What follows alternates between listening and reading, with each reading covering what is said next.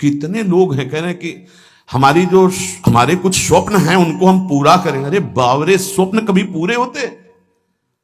कह रहा है स्वप्न अर्थात झूठी कल्पना, और वो कह रहा है कि भगवान तो तभी जो हमारे कुछ स्वप्न हैं वो पूरे कर दें। अरे भगवान तो जागृत को भी स्वप्न कर रहे हैं। उमा कहूं मैं अनुभव अपना, सत हरि भजन जगत सब सपना। कैसे समझ में आवे सोते हुए स्वप्न देखने वालों को। लाख जगाओ, पानी डाल के जगाओ, चाहे जैसे धक्का लगा के जगाओ, एक करवट बदलते हैं फिर सो जाते हैं। कैसे जगेंगे? अच्छा, कुछ तो ऐसे हैं जो जग के सोने का नाटक कर रहे हैं, तो उनको तो जगाया ही नहीं जा रहा। जो असली में सो रहे हैं वो तो जग सकते हैं, लेकिन जो जग कर सोने का नाटक कर रहे हैं उनको जगाना बड़ा कठिन है। जाग जाओ भैया। देखो, तुम अकेले आए हो, तुम्हें अकेले ही जाना है। जाग जाओ, कमाई करने आए हो, ये परदेश है तुम्हारा, ये घर नहीं है। घर तुम्हारा वृंदावन धाम है, घर वाली प्रिया प्रीतम और सहचरियां हैं। तुम भूल गए हो, यहां तुम आए हो तो अब अपनी भूल मिटा दो। यहां तुम्हारा न कोई जननी है, न कोई जनक है, न कोई बंधु है, न कोई सुहृद है, न कोई रिश्ता है, न कोई नाता है। तुम बाबा जी हो इसीलिए बोलते हो, हम तो गृहस्थ हैं। तो तुम भी नाता किए हो तो कृष्ण ही से किए हो, दूसरे से नहीं किए, जान नहीं पा रहे। नहीं, उस शरीर से जब कृष्ण अंतर ध्यान हो जाते तो क्यों जला देते हो? रख लो शरीर को। कृष्ण को तो देखा नहीं, जाना नहीं, लेकिन अनजाने में भी श्री कृष्ण से ही प्यार करते हो। कृष्ण आकर्षण जो सबके हृदय में एक पावर रूप से विराजमान परमात्मा तत्व, उसी का आप आदर करते हो। अकेले आए हो, अकेले जाओगे, रात में उठो और खूब भजन करो। रात माने इस मोह निद्रा से उठो और भजन में लगो। भजन करके ही आप इस माया का जो अंधकार है ये विध्वंस कर सकते हो, अन्यथा कुछ का कुछ आपको दिखाई देगा। ठूठ का भूत नजर आएगा, रस्सी में सांप नजर आएगा। ये बहुत बुरा अंधकार छा गया है अंदर। कुछ नहीं है, किसी भी भोग में सुख नहीं है, किसी भी संग्रह में सुख नहीं, पर बुद्धि मलिन है, इसीलिए इसी में लगी। हमारे आराध्य देव की हम पर बहुत कृपा हो गई है। ये जो सत्संग आप सुन रहे हो, मंत्र महिमा, नाम महिमा, ये बड़े बड़े महान रस में डूबे हुए हमारे लिए ये गा रहे हैं। इसलिए पकड़ लो, जो तुम्हें मंत्र मिला है, जो नाम मिला है, इसकी परिपक्व अवस्था तुम्हारे और कृपा से दोनों से होगी। तुम्हारी कृपा जरूरी है, वैसे सबकी कृपा हो गई है, बस आपकी कृपा बकाया रह गई। आप अपने ऊपर कृपा कर लो, किसी के आशीर्वाद की जरूरत नहीं। आप अपना आशीर्वाद अपने ऊपर कर लीजिए। दूसरे के तो बहुत आशीर्वाद हैं, आपका आशीर्वाद आपको नहीं मिल रहा है, बस इसीलिए आप परेशान हैं। आपका आशीर्वाद, हाँ, अपने ऊपर कृपा कर लीजिए। आप अपने आशीर्वाद से अपना उद्धार कर लीजिए। तो इसको तो तुम वही कर्म करवा रहे हो जिससे नरक प्राप्त हो, औरों के आशीर्वादों की आकांक्षा करते हो, तो नहीं हो पाएगा भाई, नहीं हो पाएगा। देखो, आज कुछ ऐसी हवाएं चल पड़ी हैं, परमार्थ को जानना मुश्किल है। कैसे कैसे कैसे नौटंकी नाटक, मतलब आश्चर्य होता है कि तुम उपदेशक के मंच पर बैठकर ऐसे कैसे बोल सकते हो। अगर बोलने को तुम्हें सौभाग्य मिला है तो जो सुखदेव जी ने बोला है, व्यास भगवान ने बोला है, श्री कृष्णचंद्र जो बोले, वो बात बोलो जिससे वो कान में जाए, समझे ना समझे मंगल होगा। ऐसी वार्ता तो ना बोलो जिससे सत्य मार्ग का अस्तित्व ही लुप्त हो जाए सुनने वाले के हृदय से। आज बहुत संकट में धीरे धीरे हमारे धर्म ग्रंथों का रहस्य पड़ता चला जा रहा है, क्योंकि इनके लिए जो हम मंत्र जाप करके बुद्धि पवित्र होती, सो अर्थ बता सके।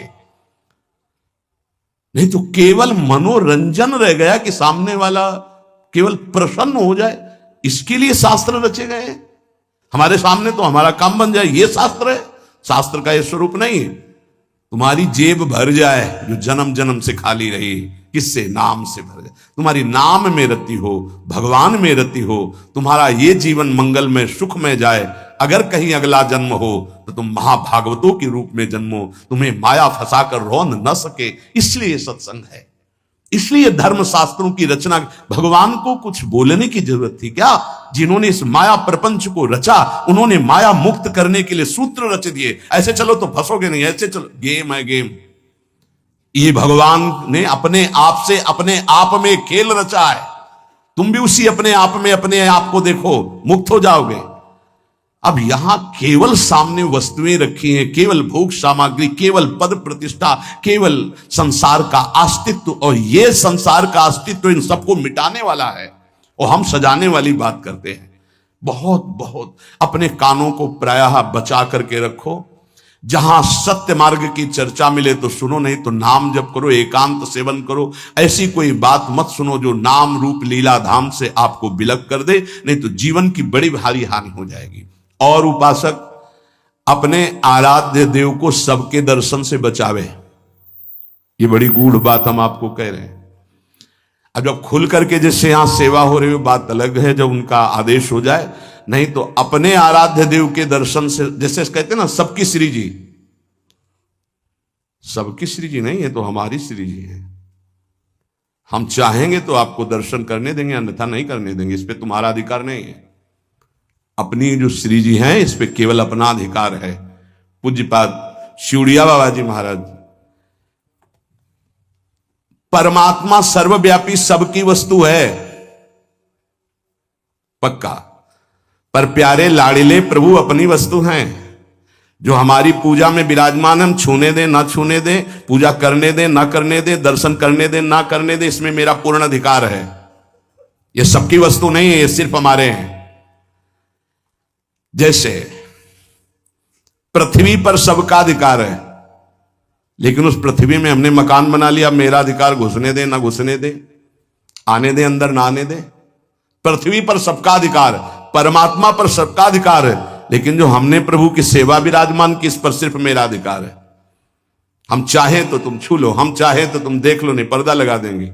ये तुम नहीं कह सकते कि खोलो श्री जी सबकी है, नहीं, सबकी श्री जी ढूंढो जाके, ये हमारी पर्सनल श्री जी है, ये हमारे पर्सनल ठाकुर है। जैसे पृथ्वी सबकी, मकान हमारा, जितने में हमारा मकान बन गया है, इसके अंदर आने दे तो हम आने दे, ना आने दे तो ना आने दे। इसलिए उपासक जब तक भगवदाकार वृत्ति ना हो जाए, अपने आराध्य भगवदाकार वृत्ति की अपने आराध्य देव अपने से बात करने लगे, तब तक अपने आराध्य देव को प्रदर्शन ना बनावे। कोकिल साईं कभी किसी को दर्शन नहीं करने देते थे। जब कोई विशेष प्रेमी महाभागवत तब ले जाते थे, वो ये कहते थे कि हमारे लाडली लाल से कुछ कह मत देना, कुछ कहना नहीं तो हम दर्शन करा देंगे। क्या मतलब? वो मूर्ति समझ रहे हैं, देखो जरा, वो खेल रहे हैं, तुम कुछ बोल दोगे वो तुम्हारी तरफ आकर्षित हो जाएंगे, परस्पर उनके खेल में कुछ बोलोगे नहीं, बस चुपचाप दर्शन कर लो। तो वो महाभागवतों से अन्य का तो प्रवेश ही नहीं था। इसका कुछ रहस्य है। अपने ठाकुर जी को प्रदर्शन न बनाए, अपनी सेवा को प्रदर्शन न बनाए, अपने भजन को प्रदर्शन न बनाए। उपासक यदि व्यवहार में उतार देगा अपनी उपासना को, तो वो फिर सिद्ध नहीं हो पाएगा। जब तक अपने आराध्य देव से बात ना होने पावे, तब तक आराध्य देव गुप्त ही रहने चाहिए। और जब आराध्य देव से बात होने लगे, फिर उनकी इच्छा है कि चलो हम मंगल, तो बात अलग। ये गुरुदेव भगवान को भी देखा, आप वो दर्शन। ऐसे जो नाम सेवा है, घंटों ऐसे, घंटों श्री जी का नाम सेवा ऐसे ले, घंटों ऐसे, क्या उनको दिखाई दे रहा है? बार बार बार बार बार। और ये सब होता बंद करके दरवाजा। कभी सेवा प्रकट, वो तो सेवा में थे इसलिए दर्शन नहीं किसी का।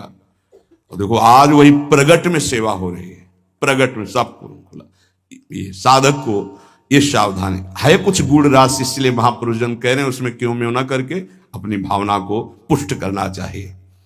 और ये ध्यान रहे कि भगवान को भोग पाने की इच्छा नहीं होती, क्योंकि वो नित्य तृप्त पूर्ण काम है।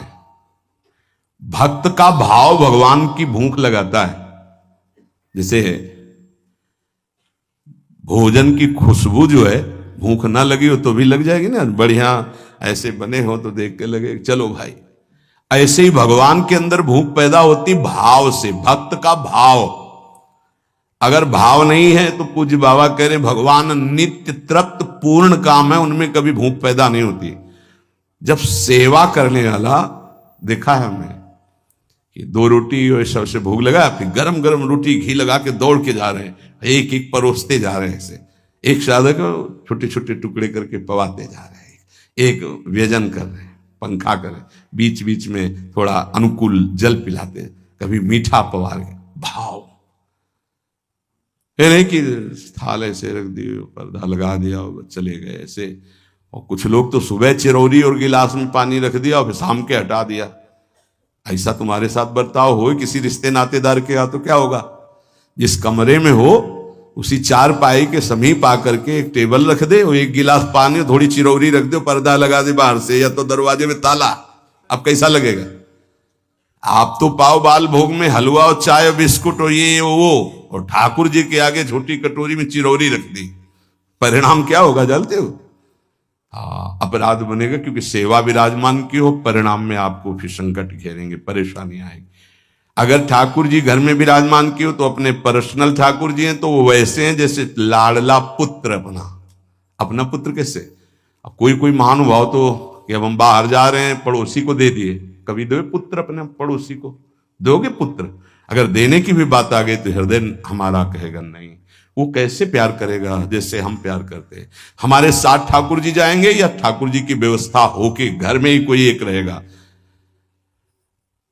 अब हम कहते हैं साथ रखो, पर ठीक है, फिर उनका सम्मान भी रखो, उनको ऐसे सम्मान से रखो ठाकुर जी को साथ ले जाते हुए जैसे ठाकुर जी को रखा जाता है। सेवा का मतलब है स्वामी अधीन हो जाते हैं, बहुत बड़ी बात है जो सेवा विराजमान करना है।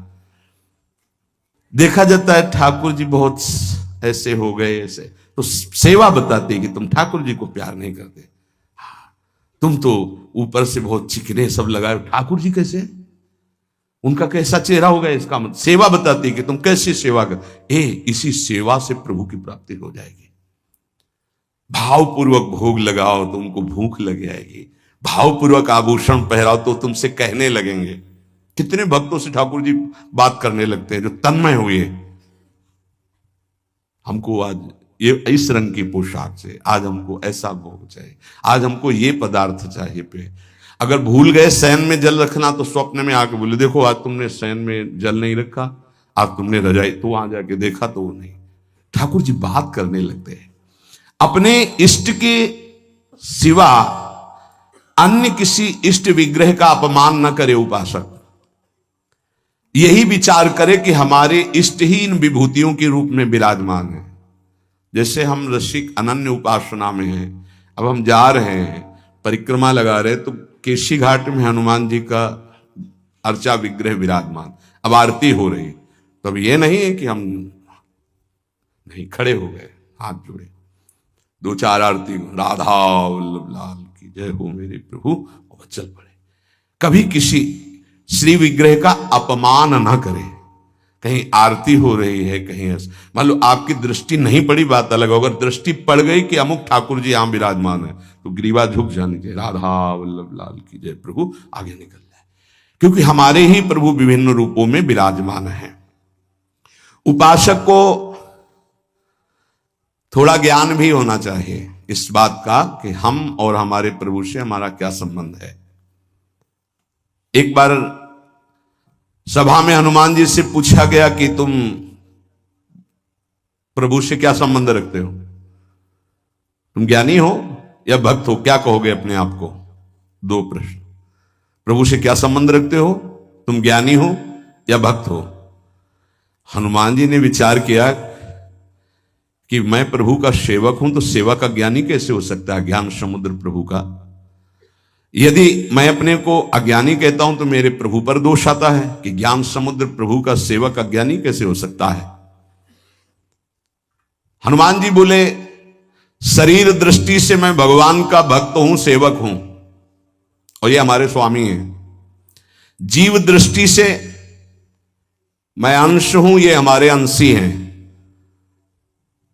और तत्व दृष्टि से जो ये हैं वो यहां है। इतना ज्ञान गुरुदेव भगवान आरती ऐसे कर रहे थे, पूछा प्रभु इधर आरती, वो तो समझे में आ रहा था पर श्रीमुख से सुनना, तो उनका जो सिंहासन में विराजमान है वो यहां भी विराजमान, ऐसे जानना कठिन है भाव का विषय। भक्त को साधनावस्था में भले परिचय नहीं मिले, लेकिन सिद्धावस्था में परिचय मिल जाता है कि जो मंदिर में विराजमान वही यहां विराजमान है। अब कोई भेद नहीं रह गया। उपासक को चलते फिरते, उठते बैठते, खाते पीते हर समय जब अपने इष्ट की स्मृति में रहेगा तब इष्टाकार वृत्ति होती है। और इष्टाकार वृत्ति जीव ही हुई तो भूत भविष्य वर्तमान तीनों काल का ज्ञान हो जाता है उसे। क्या हुआ है, क्या हो रहा है, क्या होगा, इष्टाकार वृत्ति होती है। किसका? जगत का नहीं। जगत का चिंतन तो कब छूट गया, अपने इष्ट का। पूर्व में क्या लीलाएं हुई, वर्तमान में क्या हो रही, आगे क्या होने वाली है, यह ज्ञान प्राप्त हो जाता है। जहां कृष्णाकार भगवदाकार इष्टाकार वृत्ति हुई फिर उसके लिए कुछ दुर्लभ नहीं रहता। सब ज्ञान, सब रहस्य, सब प्रेम, साक्षात्कार, सब कुछ, लीला दर्शन, सब। खास बात है इष्टाकार वृत्ति। वो कैसे होती? बोले उठते बैठते, चलते फिरते, खाते पीते हर समय इष्ट की स्मृति, इष्ट का ध्यान। उपासक कब समझे कि हमारी भक्ति चरम लक्ष्य में स्थित हो गई है? बोले जब केवल प्रेम ही प्रेम की मांग रह जाए, दुख सुख मान अपमान इनकी कोई भान वृत्ति न रह जाए और केवल प्रेम ही प्रेम, प्रेम में प्रेम की चाह, तब समझे भक्ति का चरम लक्ष्य जागृत हो चुका है। तुम्हें कोई गाली दे, तुम्हारी भाषा में खूब अच्छे से समझते हो, तुम्हें ऐसे दुख ना हो जैसे कोई तुम्हारी विदेशी भाषा में तुम्हें गाली दे, जिस भाषा को नहीं जानते, तो तुम उसके मुंह की तरफ देख करके बस चल दोगे, मुस्कुरा, कुछ बोल रहा है बस, ऐसे तुम्हारी भाषा में तुम्हें गाली दे, मुस्कुरा के चल दो, तो समझो भक्ति का चरम लक्ष्य जागृत हो रहा है। तुम्हारा अपमान हो, तुम्हारी निंदा, उसे बहुत अमृत है, सच्ची कहते हैं। तिरस्कार, अपमान, निंदा ये भगवान की प्राप्ति करा के ही रखती है भक्त को। अनुकूलता, नमस्कार, सम्मान, प्रणाम, भगवान बचावे, ये जहर कभी पीने को ना मिले। अगर ये जहर मिल जाता है तो फिर आगे कदम नहीं बढ़ पाते परमार्थ के। ये देह बुद्धि कब नष्ट होती भक्त की कि मैं स्त्री हूं, मैं पुरुष हूं? बोले जब भगवत बुद्धि जागृत हो जाती है, सबसे पहली प्यारी चीज है भगवत स्मृति। इतनी याद में खो गया कि देह की स्मृति नहीं रहे, और पूर्ण रूप से देह भाव का त्याग होता है भगवत साक्षात्कार के बाद। महाराज जी, भगवान में प्रेम होना तो बड़ा कठिन है, वो दिखाई तो देते नहीं। मतलब दिखाई दे तो ज्यादा जल्दी प्रेम हो जाए, अब देखा तो है नहीं तो कैसे प्रेम करें? उनके नाम से, उनके नाम में बहुत सामर्थ्य है। उस नाम का निरंतर चिंतन यदि करोगे तो तुम्हारे चित्त के सारे विक्षेप नष्ट हो जाएंगे। श्री कृष्ण को कहा गया है आकर्षणकारी, लेकिन नाम में इतनी सामर्थ्य है कि श्री कृष्ण का आकर्षण कर ले। ये बात अनुभवी महापुरुष ही बोल सकते हैं। श्री कृष्ण का आकर्षण त्रिभुवन को आकर्षित किए और नाम श्री कृष्ण का आकर्षण कर लेता है। इसलिए बिना देखे भी परम सिद्धि को वो प्राप्त होते हैं जो निरंतर नाम जप करते हैं। महाराज कहते हैं कि कृपावान ही भजन करता है। कृपा तो सब पे है, फिर सब भजन क्यों नहीं करते हैं? सब पर मोरी बराबर दया। महात्मा और भगवान की कृपा सबके ऊपर समान होती है। उत्तर, पर जो भगवान या महात्मा की आज्ञा का पालन करता है वही उस कृपा का पात्र बनकर कृपा को रोक पाता है, अन्यथा प्रवाह है, निकल गया। जो महात्मा या भगवान की आज्ञा में स्थित रहकर परिस्थिति के अनुसार ना चलकर उसमें अंतर ना आने दे, परिस्थिति के अनुसार, बोले दुखद परिस्थिति आई, भजन छूट गया, आज्ञा का पालन नहीं हो पा रहा, ऐसा नहीं। सुखद परिस्थिति आई, फूल गए, प्रभु को भूल गए उनकी आज्ञा, ऐसा परिस्थिति के अनुसार नहीं।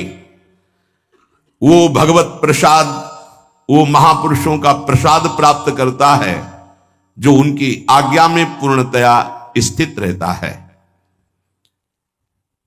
ये महात्माओं की निंदा क्यों होती है? बड़े बड़े महात्माओं की ये निंदा क्यों होती? जब इस कोटि के महापुरुष होते हैं तो उनकी निंदा संसार में के लोग क्यों करते हैं? दो स्वरूप हैं, एक है भक्ति, दूसरी है माया।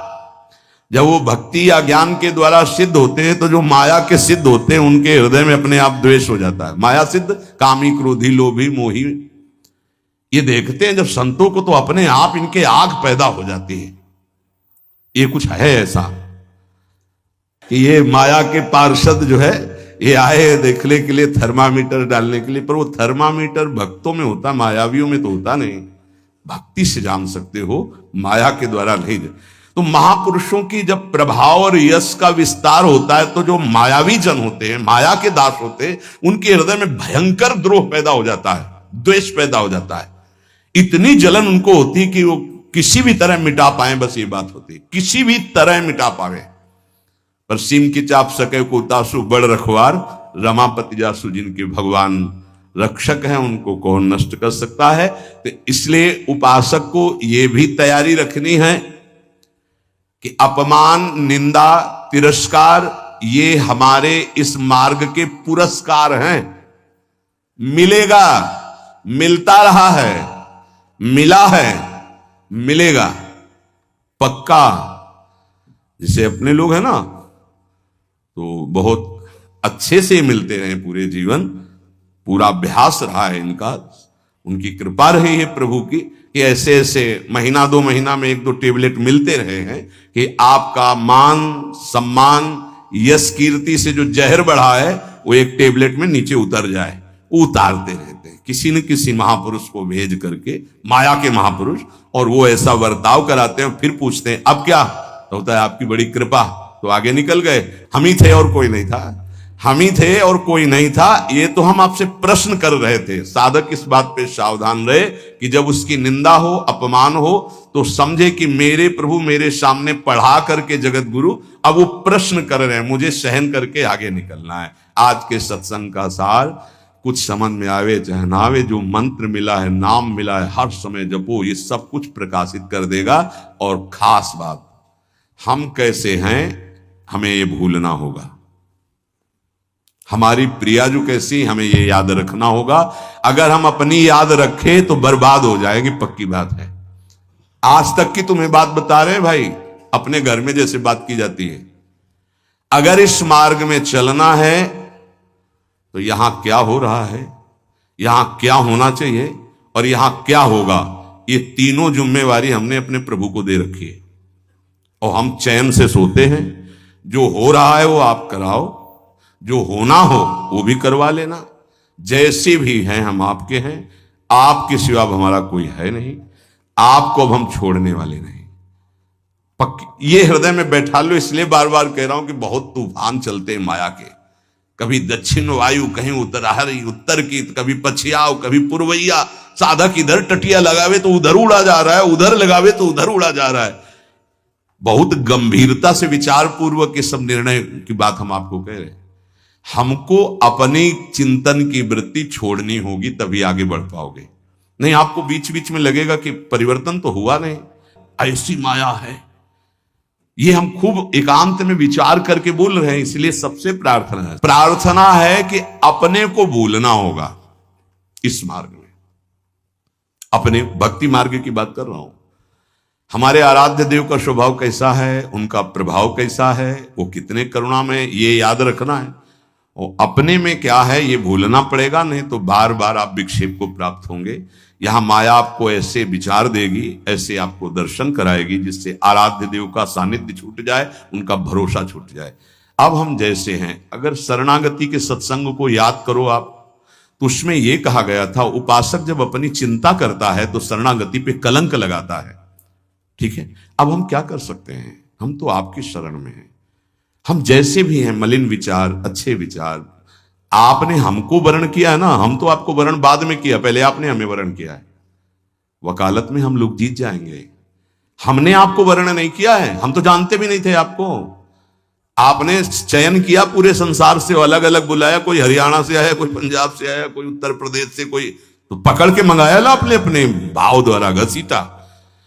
जब उन्होंने चयन कर लिया है तो क्या देख के चयन किया है? हमें कोई विशेषता थोड़ी देखी है, हम में अधमता देख के चयन किया। ये बेचारा साधन करके भगवत प्राप्ति नहीं कर पाएगा। अब हमको साधन से क्या मतलब है? तो किससे मतलब है? जिन्होंने हमको पकड़ा, हमको उनसे मतलब। उनका स्वभाव कैसा, उनका प्रभाव कैसा, हमारी बात मान लेना। हम हंसते हंसते वो बात करें जिससे आप निहाल हो जाओगे। अपने को देखोगे कदम लड़खड़ा जाएंगे, उनकी तरफ देखोगे भाग पड़ोगे। अपने देखने से कभी कल्याण नहीं होगा, उनकी तरफ देखने से ही कल्याण होगा। अपने देखने से बहुत दुखी हो जाते हैं, उनकी तरफ देखते हैं तो बहुत सुखी हो जाते हैं। हमें सुखी होना है, हमें आनंदित होना है, हमें अपनी तरफ नहीं देखना। हम नहीं संभल पाएंगे, नहीं सुधर पाएंगे। कब तक? जब तक उनकी तरफ नहीं देखेंगे। हम अपने को देखकर पावरहीन होते हैं, उनको देख करके हमारे अंदर पावर आती है। जब भरत जी अपनी तरफ सोचते हैं तो कदम लड़खड़ाने लगते हैं, जब सिया राम जी की तरफ सोचते हैं तो उत्साह संपन्न होकर चलते हैं। तो हम अपनी प्रियाजू की तरफ देखें। जैसी परिस्थिति रोज कट रहा है, रोज की रोज आयु क्षीण हो रही है, मृत्यु के नजदीक जा रहे हैं। हमारे पास राधा नाम धन है, हमें दुर्गति की कोई परवाह नहीं है। हिसाब नहीं कर पाएगा कोई त्रिभुवन में इतना माल हमारे पास है। बोले आपके पास है क्योंकि आप भजन करते रहे। हम एक नाम की बात कर रहे हैं, एक बार तो सुनी लिया ना अभी राधा, भले ना बोला हो तो इसका भी हिसाब नहीं। क्योंकि गावत श्रवणम सुनत सुखाकर विश्व दुरित दवनी, बोलने वाला और सुनने वाला बराबर फल का अधिकारी होता है। खूब नाम जप करो, मंत्र जप करो, जैसे भी हैं। इससे बुरी स्थिति में हमको पकड़ा गया है, इससे बुरी स्थिति में हमको चयन किया गया है। आज तो हम घेरे के अंदर नहाए धोए बैठे हैं, कल तो कीचड़ में खेल रहे थे तब हाथ मिलाया। जब हम कीचड़ में खेल रहे थे तब हाथ मिलाया, अब तो नवा धोवा के बैठाल दिया तो अब क्यों छोड़ देंगे? और छोड़ दें ऐसी उनमें ताकत नहीं। उन्होंने आज तक जिसे पकड़ा है इतिहास साक्षी छोड़ा नहीं, तो हमें क्यों छोड़ देंगे?